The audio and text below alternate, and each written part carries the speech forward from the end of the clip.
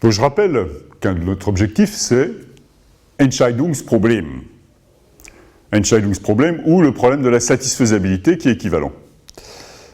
Alors, ce qu'on a vu les fois précédentes, c'est qu'on peut déjà restreindre le problème de satisfaisabilité à des classes de formules particulières. Grâce à la mise en forme prénexe et à la scolimisation, on peut se ramener au cas de formules purement universelles que j'écris ici. Aujourd'hui, on considérera seulement des formules qui sont de la forme suivante, une séquence de quantification universelle et ensuite une formule phi dont les variables libres sont contenues dans X.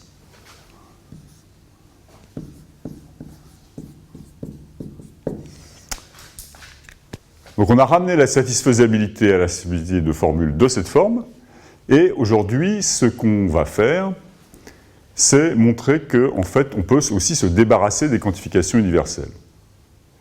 Et c'est le théorème de Herbrand. Et se débarrasser des quantifications universelles, ça va nous permettre de nous ramener au calcul propositionnel. Alors pour illustrer ce passage, je vais reprendre l'exemple du pavage. Donc dans le pavage, on avait des formules qui expriment la compatibilité, par exemple horizontale ou verticale, des tuiles. Alors, bon là, l'exemple n'est pas très spécialisé à un pavage particulier, mais on a des formules qui sont de ce genre-là. PT1 de IJ. Si j'ai la tuile T1 à la position IJ dans le quart de plan, alors j'ai une des tuiles PT2 à I plus 1 J ou PT3 à I plus 1 J, etc. Donc ce type de formule nous dit que si j'ai la tuile T1 à une position IJ, alors juste à droite, il y a une compatibilité horizontale, j'ai ou bien la tuile T2 ou bien la tuile T3. Parce que les couleurs, c'est les seules tuiles pour lesquelles les couleurs correspondent. Alors là, bien sûr, j'ai une quantification universelle sur I et J au début. Et ça ces formules du premier ordre nous ont permis de représenter de façon finie des ensembles infinis de formules du calcul propositionnel. Ces formules du calcul propositionnel, qu'est-ce que c'était? C'est l'ensemble des formules PT1 IJ. Cette fois-ci, je le mets en indice parce que j'ai une infinité de variables propositionnelles, une pour chaque tuile et position dans le quart de plan, implique PT2 I plus 1 J ou PT3 I plus 1 J. Et ça, cet ensemble, c'est pour tous les IJ dans N. Donc au lieu d'avoir cette quantification universelle, on a un ensemble infini qui correspond à toutes les instances de I et J dans les entiers. Donc nous, ce qu'on a fait, c'est, comme cet ensemble est infini et qu'on ne peut pas le manipuler aisément, c'est qu'on a représenté cet ensemble infini par cette formule qui, elle, est finie. Mais quand on a fait cette transformation, on est passé dans la logique du premier ordre, et donc, évidemment, il y a des modèles de cette formule dans lesquels I et J ne sont pas des entiers. On a vu, il y a des modèles des entiers dans lesquels il y a des aliens. On peut rajouter des aliens. Okay, donc on n'a pas représenté de manière fidèle cet ensemble de formules-là. Mais, justement, ce que fait le théorème de Herbrand, c'est de montrer l'implication inverse. C'est-à-dire que si un ensemble de formules comme ça est satisfaisable, alors cet ensemble de formules comme ça, donc cette fois-ci j'ai remplacé les quantifications universelles par des termes clos, ici des entiers, me donne, donc cet ensemble est satisfaisable, cette formule est satisfaisable, si et seulement si cet ensemble de formules est satisfaisable. C'est ça le théorème de Herbrand. Donc après, on verra comment, dans cette correspondance, grâce à cette correspondance, on peut construire des procédures qui vont nous permettre de résoudre le Entscheidungsproblem. Donc dans la suite, pour être sûr de ne pas me tromper, je vais supposer que il y a toujours que l'ensemble des termes T de f, donc je vous rappelle l'ensemble T de f, si j'ai un ensemble de symboles de fonction f, T de f c'est tous les termes qui ne contiennent aucune variable. Donc T de f n'est pas vide.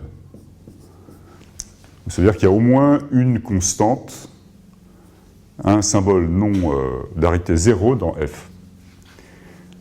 Et donc dans ce cas-là, ce que je vais appeler la base de Herbran,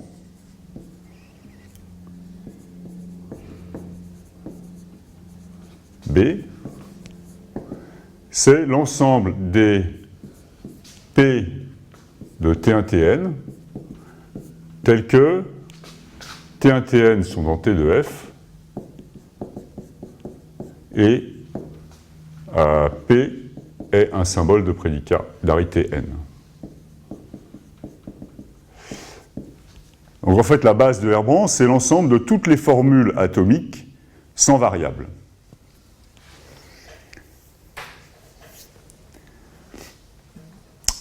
Alors, ce qu'on va appeler aussi un modèle de Herbran,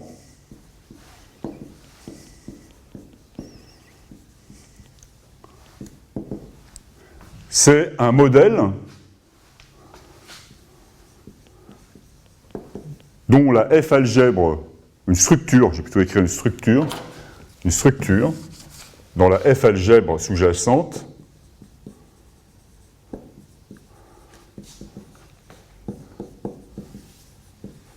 c'est T de F. Alors là, c'est un petit peu troublant parce que je suis en train de jongler avec la syntaxe et la sémantique. Donc je suis en train de parler de modèle, mais je construis un modèle en utilisant la syntaxe. Donc ici, T de F, elle-même, l'ensemble des termes, c'est une F-algèbre. On l'avait vu. Hein. Donc je peux considérer les modèles qui sont des structures dont la F-algèbre sous-jacente est T de F. Et un modèle de Herbran, on peut aussi le voir comme un sous-ensemble de la base de Herbran. Donc j'utiliserai aussi cet abus. C'est un sous-ensemble de la base de Herbran. Il suffit de spécifier quelles sont les formules atomiques sans variable libre qui sont vraies dans ce modèle. Donc maintenant, je vais énoncer le théorème de Herbran et donner un petit peu concrétiser un peu le théorème de Herbran aussi sur cet exemple. Donc le théorème de Herbran s'énonce de la manière suivante.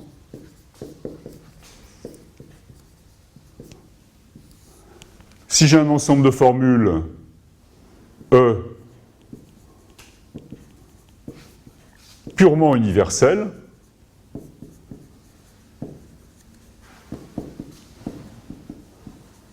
donc purement universel, c'est ce que j'ai écrit là-bas. C'est-à-dire que purement universel, ça signifie que ce sont des formules en forme prénexe, sans variable libre, et dont toutes les variables, le seul quantificateur qu'il y a, c'est un quantificateur universel. Donc si E est un ensemble de formules purement universelles, E est satisfaisable si et seulement si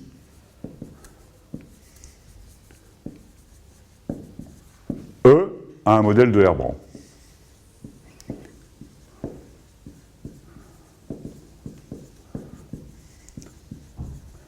Donc, ici, alors, qu'est-ce que ça permet de faire? Ça permet de ramener, évidemment, de restreindre, comme on aime le faire, le problème à des problèmes plus simples. Maintenant, on n'a plus, pour la satisfaisabilité, à rechercher des modèles dans lesquels il y a des aliens. On montre que les modèles qui contiennent des aliens ne sont pas utiles, en fait. Donc, on n'a plus ce problème d'aliens. On n'a plus, dans notre modèle, que des termes auxquels on peut accéder, que des éléments, des objets auxquels on peut accéder à l'aide des termes. On peut tous les représenter dans la syntaxe. Il n'y a pas d'aliens, ce qui simplifie quand même la vie. Hein. Les aliens, on n'aime pas trop. Et bien sûr, ça permettra aussi de faire le passage dans l'autre sens de la logique du premier ordre au calcul propositionnel, en remplaçant toutes les quantifications universelles par des quantifications universelles dans les termes, et donc on pourra, comme les termes ce sont des objets de la syntaxe, on pourra remplacer ces variables par les termes dans les formules. Et c'est comme ça qu'on obtient qu'on se ramène au calcul propositionnel. Ok, donc je vais faire la preuve dans un deuxième, après avoir effacé le tableau, mais avant ça, peut-être donner une petite idée, c'est pas difficile du tout, la preuve n'est pas compliquée, mais conceptuellement, comme elle jongle entre la syntaxe et la sémantique, il faut faire attention. Donc l'idée, c'est simple, il y a un sens, ici j'ai dit si et seulement si, donc c'est une équivalence, il y a un sens qui est évident, si E a un modèle de Herbran, alors évidemment, E est satisfaisable. Okay. Donc il y a un seul sens à prouver, que si E est satisfaisable, alors elle a un modèle de Herbran. Donc supposons que E est satisfaisable, donc que M satisfait E. Ok. Et maintenant, je veux construire un modèle de Herbran de E. Donc comment je vais construire mon modèle de Herbran? Pour ça, il suffit que je donne un sous-ensemble de la base de Herbran qui me définisse ce modèle, et je vais définir H. Alors là, c'est pas, si on y réfléchit, on n'a pas trop le choix, hein, comme l'ensemble des P de T1, Tn, de toutes les formules atomiques closes, telles que M satisfait P de T1, Tn. Et donc maintenant, la seule chose que j'ai à faire, c'est de montrer que H est bien un modèle de E.